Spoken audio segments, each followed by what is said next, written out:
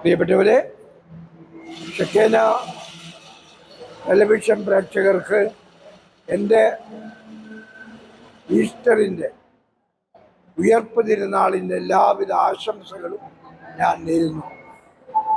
ഉയർത്തെഴുന്നേറ്റ യേശു നിങ്ങളെ ഓരോരുത്തരെയും ഉയർപ്പിക്കട്ടെ എന്ന്, ജീവൻ നൽകട്ടെ എന്ന്, കാത്തു പരിപാലിക്കട്ടെ എന്ന്, സംരക്ഷിക്കട്ടെ എന്ന് ഞാൻ പ്രത്യേകമായിട്ട് പ്രാർത്ഥിക്കുകയാണ്.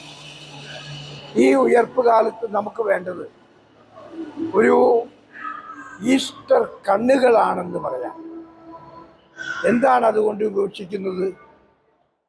ഈസ്റ്റർ കണ്ണുകൾ ഉണ്ടാകുക എന്ന് പറഞ്ഞാൽ ഒരു കോഴിമുട്ടയിൽ ഒരു കോഴിക്കുഞ്ഞിനെ കാണുവാൻ സാധിക്കുക, ഒരു പട്ടുനൂൽ പുഴുവിൽ മനോഹരമായ വർണ്ണശബളമായ ഒരു പൂമ്പാറ്റയെ കാണാൻ സാധിക്കുക, മരണത്തിൽ ജീവനെ കാണാൻ കഴിയുക, കാൽവരിയിൽ ഉയർപ്പ് കാണാൻ കഴിയുക. അതാണ് ഈസ്റ്റർ കണ്ണുകൾ.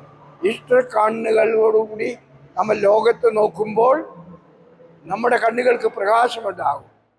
അത് ജീവനിലേക്കുള്ള പ്രകാശമായി.